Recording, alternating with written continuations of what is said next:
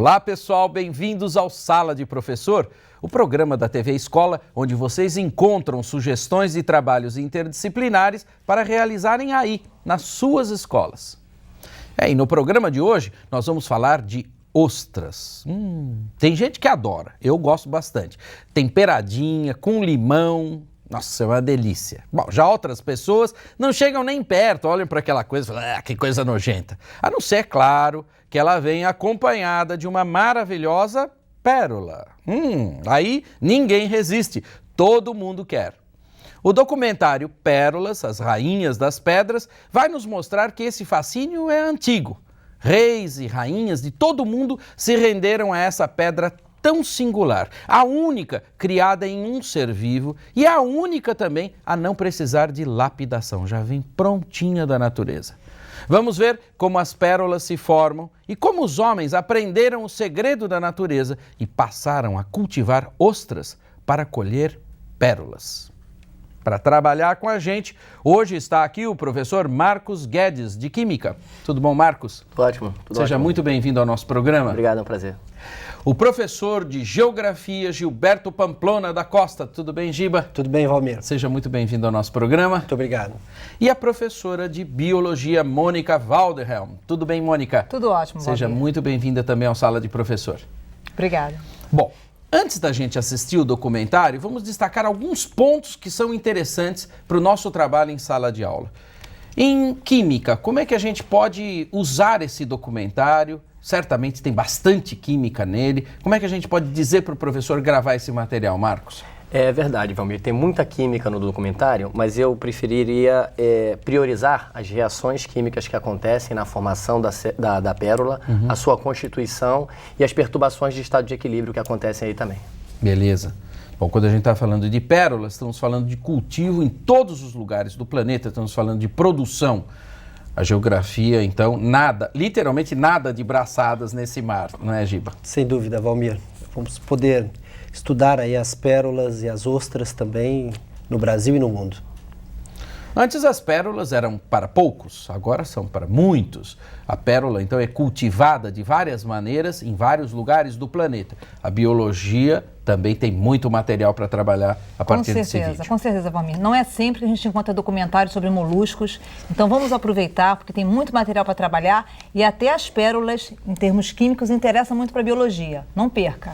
Tá certo, não fique mole aí que nem um molusco, não. Vamos então ao documentário e daqui a pouquinho a gente volta, grave esse material. Até já!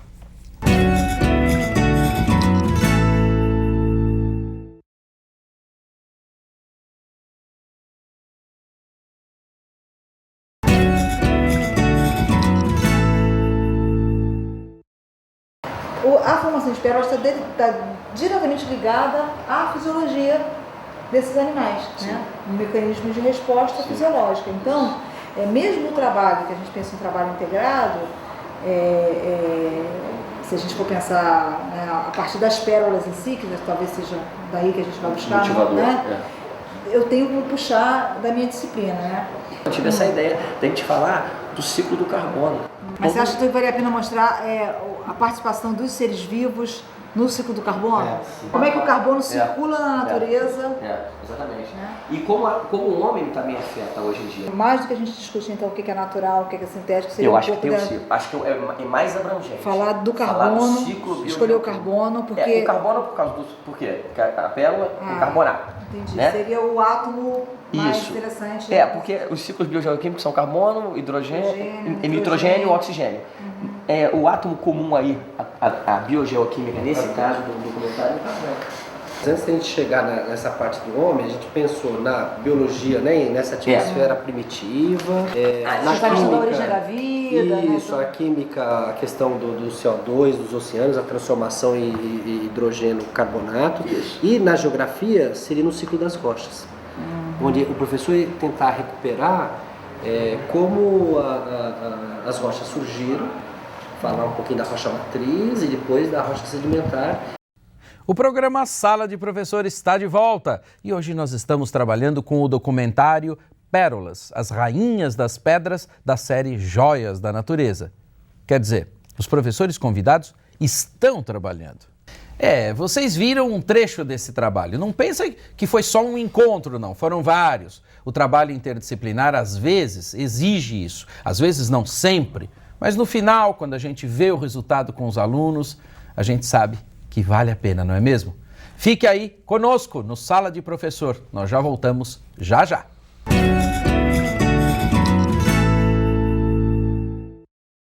Olá, professores! Voltamos com Sala de Professor e estão com a gente os professores Marcos Guedes, de Química, e Gilberto Pamplona, de Geografia, assim como a professora de Biologia, Mônica Waldhelm.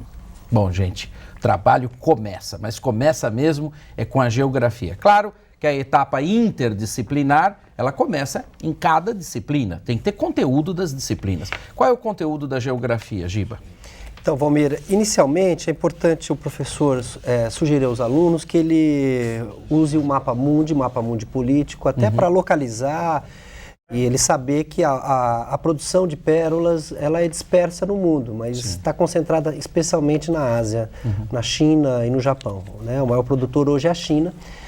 Aqui no Brasil também tem essa produção e é importante também que ele perceba os locais, além da localização, que ele perceba no vídeo o método de cultivo, né, que há imagens interessantes sobre isso. Há imagens históricas, né? Sim. São imagens tão espetaculares, né, que a gente não tem acesso.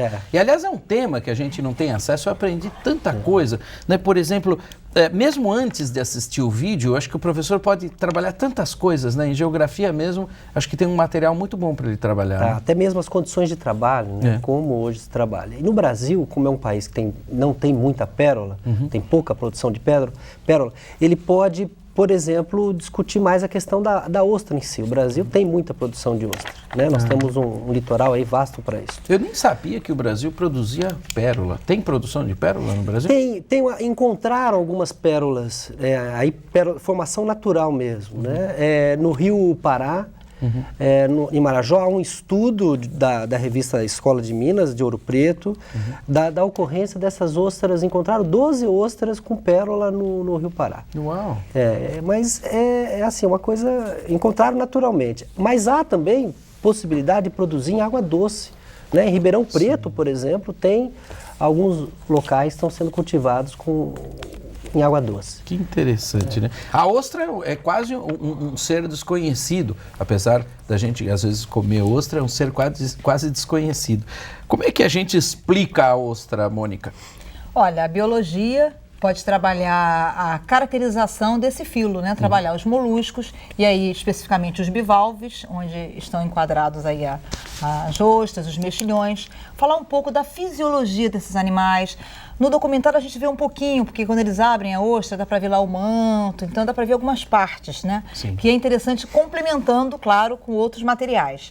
E falar, até para poder falar um pouquinho do mecanismo fisiológico que leva à produção da pérola, né? Então, falar um pouco talvez da distribuição geográfica desse tipo de animais, do papel que esses animais têm no equilíbrio, nas cadeias alimentares, no impacto que a ação humana tem reduzindo a biodiversidade, porque se você seleciona, se você escolhe um tipo de ostra, porque é mais interessante economicamente, você também, isso tem um impacto na biodiversidade, na diminuição da variabilidade genética. Então, é uma questão para ser trabalhada.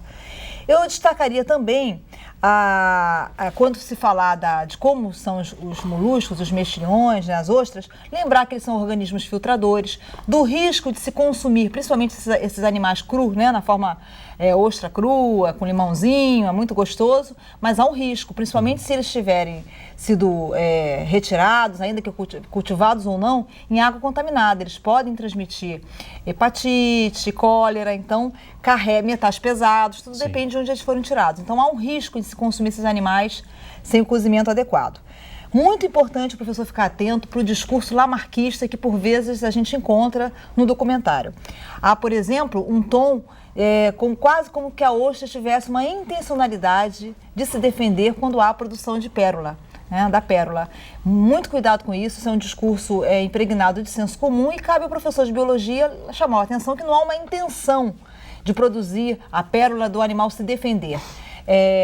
Foi vantajoso ao longo da evolução dessas espécies esse tipo de mecanismo de defesa e por isso ele continuou. E por último, seria interessante um trabalho fazendo um levantamento de mitos ligados a animais, a fauna, a flora, a natureza de um modo geral, mitos que podem levar tanto à preservação da espécie como à extinção, à depredação. Por exemplo, no caso do Brasil, nós temos aqui aquele mito de que óleo tirado de órgãos genitais dos botos teria um poder afrodisíaco. Isso acaba provocando uma caçada a estes animais. Sim. Da mesma forma, as ostras também têm uma fama de serem afrodisíacas, né? Então, de início seria isso. Lá no trabalho interdisciplinar nós vamos falar mais. Bacana. Bom, quando a gente está falando da produção de ostras, não só aqui no Brasil, mas no mundo, a gente também está falando de uma questão de sustentabilidade, de condições de trabalho. Esse é um material para o professor de geografia que é extraordinário para ser trabalhado em paralelo com o trabalho da própria biologia, né, gente? Justamente. A questão da ostra no Brasil hoje está muito associado ainda a um trabalho que as comunidades tradicionais realizam ao longo do litoral brasileiro. E esse trabalho é um trabalho difícil porque é no manguezal, ele tem que ficar várias horas no manguezal, coletando as ostras, depois fazer todo o trabalho de limpeza delas e deixar um tempo depurando. E isso envolve uma remuneração muito baixa. Porque é possível fazer com sustentabilidade esse trabalho? Tem experiências no Brasil sobre isso? Tem experiências no litoral paulista, em Cananéia, tem experiências em relação a isso. Essas comunidades, elas foram auxiliadas pelo poder público, por secretarias de meio ambiente, no caso do Estado de São Paulo, que deram todo o suporte para que essas comunidades trabalhassem. Certo. Então, são várias famílias que conseguiram sobreviver e sobrevivem até hoje da coleta, da extração e da comercialização também da ostra. E vendem para supermercados no Brasil inteiro, especialmente no Estado de São Paulo, até no Rio de Janeiro também. Além de trabalhar essa questão com as ostras, a gente trabalha também com a pérola, que é uma produção no interior desse organismo vivo, quer dizer, a gente já falou geograficamente, biologicamente, mas aí a química tem um material extraordinário para trabalhar com isso, não é mesmo, Marcos? É verdade. A química como uma ciência pura, né, ela vai explicar a composição da pérola, de que ela é formada. Curiosamente, a pérola é um colóide, que é um assunto que é muito difícil de se tratar, principalmente no ensino médio, né? Os alunos não sabem o que é um colóide. Tecnicamente é o que um colóide? É complicado. A definição de colóide técnica é uma dispersão em que o tamanho do disperso varia entre 1 e 1000 nanômetros, o que na prática é difícil para você explicar para o seu aluno. Mas o sangue, por exemplo, que ele conhece na biologia, o leite que ele bebe em casa, também são exemplos de colóides. Então tem materiais diversos, né? Colóide, o sangue, o leite. Você só não pode chamar um colóide de material homogêneo. Então a pérola, apesar de parecer homogênea no vídeo, né? Na sua casa você vê a pérola homogênea, ela não é homogênea, ela é heterogênea. Inclusive, tem uma hora que eles começam a separar por homogeneidade, né? É um outro conceito de homogeneidade. Na realidade, eles estão separando por tamanho, por coloração, é mais pela aparência, né? É verdade. O conceito de homogêneo e heterogêneo, se tem uma fase ou mais de uma fase, é complicado. Se você usar um microscópio de tunelamento eletrônico, você vai ver vários materiais heterogêneos, mas não é o caso. A pérola, como um colóide, ela tem que ser classificada como heterogênea. Um colóide bem simples, para as pessoas que acompanham o nosso programa entenderem o que é um colóide. A própria palavra explica. A gelatina, por exemplo. A gelatina tem aquele aspecto, né? O filme fotográfico, né? O antigo, hoje é tudo digital, mas o filme fotográfico de colar na mão. O colóide vem de colar. Então os colóides têm eles têm esse aspecto homogêneo, mas na verdade ele é heterogêneo. Legal. Então agora vamos falar sobre a questão da pérola em si. Ele explica, o documentário explica com bastante detalhes até o processo de formação, mas ele trata uma questão que é interessante, que é o que é natural, o que não é natural. Isso também é uma questão importante na química. Né? Aí existem conceitos muito perigosos. Por exemplo, essa pérola do documentário, essa pérola cultivada, aliás, a pérola é a única pedra que pode ser classificada como cultivada, a única. A única pedra no mundo que é cultivada. Ela é uma pérola natural, apesar da interferência humana, né? A interferência humana existe na formação ali do núcleo, né? A Mônica vai explicar melhor na biologia, né? Na hora de agredir, né? o molusco como um todo, mas a pérola, ela é natural, o processo é natural. A pérola, ela ela pode ser chamada de artificial, né, quando ela é feita com uma outra substância, né, imitando aquela substância da pérola, ou sintetizada em laboratório. Mas essa natural demora quanto tempo para ser formada? A natural demora muito mais tempo para ser formada, né? Esse processo de cultivo mostrado no vídeo, ele é um processo muito mais rápido. A tendência do processo é realmente dinamizar a produção de pérola, né, e abaixar o custo, com certeza. A gente tem informações que a China em 8 meses coloca pérolas no mercado. Mas esse é realmente o objetivo, cultivar a pérola com esse objetivo. Agora, além de natural, sintético, lembrar que agora a gente tem o geneticamente modificado, que é uma outra categoria, né? O professor tem que tomar muito cuidado com esses conceitos. Aliás, aí se confundem os conceitos de vivo e inanimado. Há uma confusão danada de dizer, esse conceito, isso é vivo, isso não é vivo, quer dizer, os vírus estão aí para criar essa confusão. Exatamente. Orgânico ou não orgânico, exatamente. Né? Acha-se, por exemplo, que o que é vivo é orgânico. Não necessariamente. Existem vários compósitos orgânicos no laboratório que não estão vivos, obviamente, eles não saem andando. É verdade. Né? E são compósitos orgânicos. Bom, nós vamos agora para mais um intervalo, mas daqui a pouquinho nós estamos de volta para trabalhar mais essas questões e construirmos a interdisciplinaridade. Até já!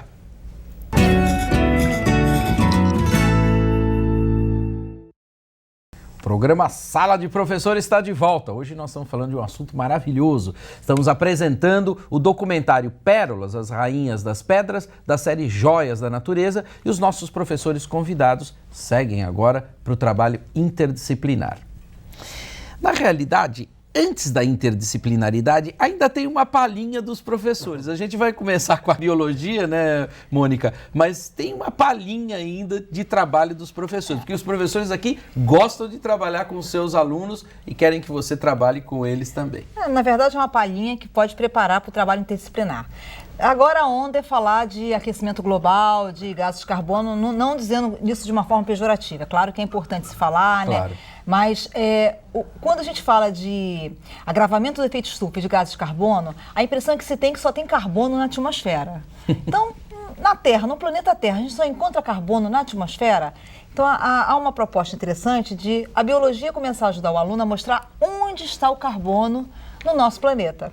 Então, começar, por exemplo, a retomar as questões da origem da vida, mostrar como tanto fotossíntese como respiração, como processos, né, que participam do ciclo do carbono desde muito tempo na história desse planeta. A fotossíntese como base da vida, né, base dos seres autótrofos, como base das cadeias alimentares. Então, como é que o carbono, fixado na forma de glicose, de moléculas orgânicas, como é que ele é passado à frente através das cadeias alimentares, né? Então, você tem a matéria circulando via cadeia alimentar. A gente pode mostrar o carbono nos organismos na forma de exoesqueletos, na forma de íons, sais associados a outras substâncias. Então, nós temos esse carbono presente, por exemplo, no sangue. Nós temos o bicarbonato, né? A forma como esse íon, que é a forma principal como a gente transporta gás carbônico no sangue. Então, nós temos o carbono não só na atmosfera, a gente tem o carbono na água, né, no solo, associados a outras substâncias. E aí, uma ótima oportunidade para se trabalhar o ciclo da matéria. Dentre esses ciclos, o ciclo do carbono. Quando você for fazer um terrário com seus alunos, professor, um terrário simples, com aquelas garrafas, né, de PET, de refrigerante descartável, ou com frascos com tampa, né, frascos de vidro, de plástico, não perca a oportunidade de colocar esse terrário numa balança no início da sua... quando você monta esse terrário e depois, ao longo do tempo, colocar na balança para verificar a massa 1 mês depois, 2 meses depois. Por quê? É uma excelente oportunidade do aluno perceber que mesmo quando o terrário, né, ele vai adiante, que as sementes germinam, que as plantas nascem, e esse aluno coloca o terrário na balança, ele verifica que a massa continua a mesma. Quando o contrário também acontece, morre tudo, o aluno fica desolado, coloca o terrário na balança e a massa é a mesma. É uma oportunidade única dele perceber que a matéria não se perde, que a matéria se transforma. Então, o que está dentro do terrário está ali dentro, só mudou de lugar. E é o que acontece com o carbono e com os outros elementos que sofrem essa ciclagem no planeta, né? Eu queria falar um pouquinho sobre essa ciclagem, porque a Mônica destacou que a ciclagem no ar, a ciclagem no solo, o ciclo no solo. Agora, o ciclo na água é importantíssimo. Aliás, Que belo elemento químico que é esse, não é? O carbono é um elemento ímpar, assim. Se você imaginar o início da vida na Terra, né? Se eu tivesse que ser o onipotente, eu iria escolher realmente o carbono como o único elemento capaz de fazer isso tudo. Ele é o elemento mais versátil que a gente tem hoje naquela tabela periódica, né? O carbono, ele é tetravalente, ou seja, ele faz 4 ligações, o que possibilita ligações infinitas, né? A vida é algo muito complexo, eu não posso ter um elemento monovalente, né, para constituir a vida. Ele é capaz de formar cadeias, existem cadeias carbônicas com mais de 120 carbonos, 130, 140, tem cadeias carbônicas enormes. E ele é capaz de fazer ligações simples, duplas e triplas, devido até um fenômeno difícil de se explicar, que é a hibridização dos seus orbitais, mas ele consegue isso. Então, se você olhar na tabela periódica, por exemplo, existem vários elementos tetravalentes, toda a família 4A existem vários elementos que também formam cadeias, o silício consegue formar algumas cadeias, no caso polímeros, né? Mas só existe um elemento que tem essas 3 propriedades ao mesmo tempo, é o carbono. É legal essa história do silício, porque muita gente fala o seguinte, mas poderíamos ter vida baseada no silício. Os autores de ficção científica usam e abusam dessa ideia, mas não vai dar certo. Não dá. A propriedade, assim, essas 3 propriedades são conjuntas apenas do elemento carbono. O carbono é um elemento muito versátil. E lembrar também, já que a Mônica citou, que o trabalho é sensacional para trabalhar a lei de Lavoisier, né? A conservação das massas, o princípio da conservação das massas, né? No terrário, quando acontece, é muito comum um aluno ver a matéria surgindo, ele acha que a matéria está surgindo, mas na verdade a massa permanece constante, é uma transformação da matéria, algo muito importante na química. Bom, o carbono está aí no ar, está na terra, mas também está dentro da água, está nos oceanos. Como a Mônica citou, esse gás carbônico da atmosfera primitiva, né, ele foi, né, sendo absorvido pelos oceanos e foi formando os carbonatos de cálcio, né? Os moluscos com constas, aliás, são responsáveis pela diminuição da taxa de gás carbônico que havia na Terra na atmosfera primitiva, né? Mas para o carbono passar, né, para ele continuar sendo transportado, esse elemento carbono, esse átomo de carbono, para ele continuar sendo transportado, precisava haver uma forma solúvel, né? E existe essa forma solúvel que é a do hidrogenocarbonato ou bicarbonato, como a Mônica falou. Essa é a única forma solúvel, né, de sal em que o carbono pode percorrer pelos oceanos. E o lindo é que a gente tem uma estrutura muito similar no sangue, que é o que você estava falando, né, Mônica? A gente transporta gás carbônico no sangue na forma de íons bicarbonato, né? Então é uma coisa assim, você pensar, né? Oceanos, a nossa ligação com a água e vida. O que pode acontecer se o homem continuar destruindo os corais, por exemplo, em relação a essa questão? Um grande problema que existe é que existe um equilíbrio químico, que eu vou explicar daqui a pouco eu mostro para vocês. É um equilíbrio que é muito, muito sutil. Esse deslocamento de equilíbrio, o fato de existir o tal do bicarbonato ou hidrogenocarbonato, possibilita o carbono ser solúvel. E também possibilita, né, de uma maneira ruim, né, que o carbonato de cálcio, que é o principal constituinte dos corais, né, seja degradado. Isso acontece muito quando os oceanos estão muito ácidos, né? Então tem uma interferência humana, né? A destruição dos corais acontece principalmente na acidificação dos oceanos. Agora tem uma coisa interessante, que esse carbonato de cálcio está em vários outros lugares. A famosa calcita, ela é um dos minerais mais interessantes, né? Um mineral que é muito presente, e muito presente no Brasil também, né, Gil? Justamente, são as rochas calcárias, elas têm a presença desses minerais em abundância nas cavernas principalmente. Agora, é interessante aí o professor ele retomar as rochas, o que é a rocha, o ciclo da rocha, como é que elas se formaram, então desde a rocha matriz, a rocha magmática, porque senão também cai de repente a rocha calcária, né? Muitos alunos não conseguem classificar ainda as rochas, né, em magmáticas ou ígneas, sedimentares e metamórficas, né? Então no caso a rocha sedimentar, que é a rocha formada aí a partir da desagregação das outras rochas e também dos restos vegetais e animais, é muito importante para que o professor possa fazer um estudo sobre como é que nas cavernas, por exemplo, essa rocha, essa precipitação que ocorreu que ajudou a formar a rocha calcária. Né? Que forma calcita e aragonita. E aragonita, também, né? Justamente. Eu já vi umas flores de aragonita dentro de umas cavernas maravilhosas. Agora, saindo da caverna, como Platão, né, a gente pode fazer a interdisciplinaridade, finalmente, né, Mônica? Como é que a interdisciplinaridade se configura a partir desse trabalho maravilhoso que vocês estão propondo hoje? Bom, a ideia é a gente levar o aluno a representar esse caminho do carbono, quer dizer, mostrar como é que esse carbono se movimenta no planeta. Então, pensamos assim, é importante que o aluno saiba utilizar diversas linguagens, essas competências de usar adequadamente diversas linguagens, ainda mais que a gente hoje tem o advento de novas tecnologias da informação, da comunicação. A gente é muito importante que você não proíba o aluno, né, de usar o computador, porque se tiver oportunidade, é importante que a escola prepare o aluno para o bom uso dessa tecnologia, mas há outras possibilidades de se representar esse ciclo do carbono na natureza. O mais importante é que os alunos consigam efetivamente mostrar nessa representação que aquele carbono, né, por exemplo, que um mesmo átomo de carbono que estava aqui, eu estou eliminando aqui gás carbônico na respiração, que esse átomo pode amanhã estar fazendo parte de um esqueleto de um animal na água. Claro que isso não em dias, né, mas mostrar de alguma forma, seja através de uma maquete, o Marcos tinha pensado numa forma interessante, né? A maquete ela é interessante exatamente para mostrar uma biosfera, como a gente citou, né, o carbono vindo da atmosfera primitiva, né, ou dentro dos seres vivos, depois o carbono na forma de hidrogenocarbonato na água, passando para os corais e até a formação de outras rochas calcárias, né?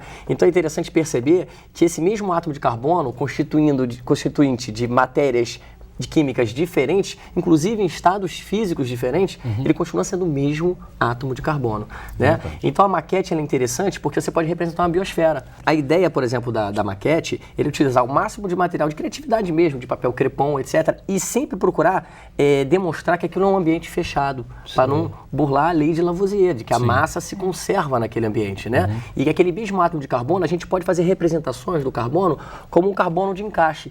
Um átomozinho que está ali presente, por exemplo, no CO2, na atmosfera, de repente ele vai parar na água na forma de bicarbonato, de repente esse bicarbonato, por um deslocamento de equilíbrio, vai parar num calcário, numa rocha calcária, e você mostra que é o mesmo átomo de carbono em várias formas diferentes. Ou na planta, na fotossíntese, na forma da glicose, aí passando para um animal, um consumidor dessa planta. O importante é que o aluno consiga marcar para traçar o caminho desse carbono. Agora, os combustíveis fósseis também, porque aí você pode retomar a questão da atmosfera, do agravamento do efeito estufa, mas não fixar na atmosfera, porque o nosso objetivo é mostrar que não é só na atmosfera que você tem carbono, né? Isso.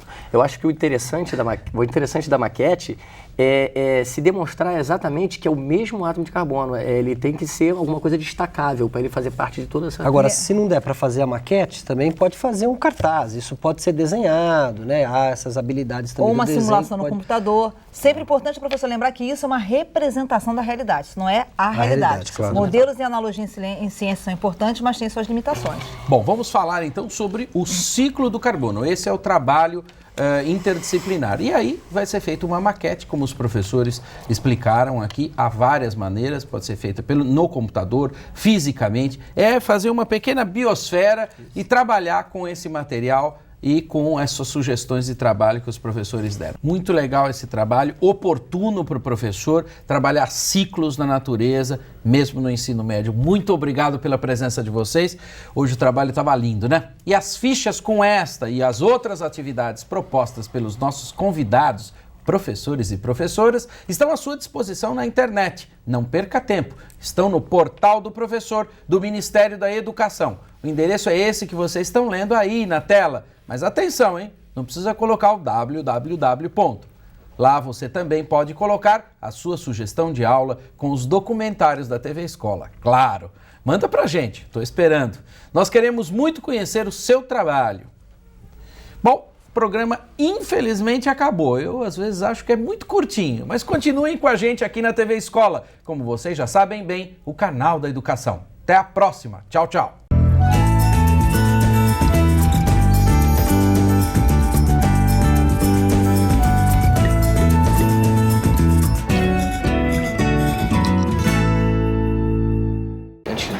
Interdisciplinar precisa de um planejamento bem fixo, bem organizado dos professores. O trabalho para o aluno tem que ser bem claro, tem que ser por escrito, porque as coisas não podem ser muito vagas, né, num projeto como esse. Eu acho que o grande motivador do projeto interdisciplinar é o próprio aluno, né? O projeto ele não pode fugir da realidade do aluno, não adianta você trazer uma proposta interdisciplinar belíssima que envolva várias disciplinas, mas que o aluno não tem nem noção de onde aquilo se aplica na vida dele. E uma grande questão importante que eu vejo, a questão do trabalho interdisciplinar, ouvir o outro. Você saber ouvir o outro professor, o que ele pensa sobre o assunto. E A riqueza do trabalho, ela, na minha opinião também, é a polemização. Como é que você vai polemizar isso? Você tem que, eu acho que você tem que ter questões que vai fazer com que haja uma reflexão do aluno e do próprio professor sobre o processo.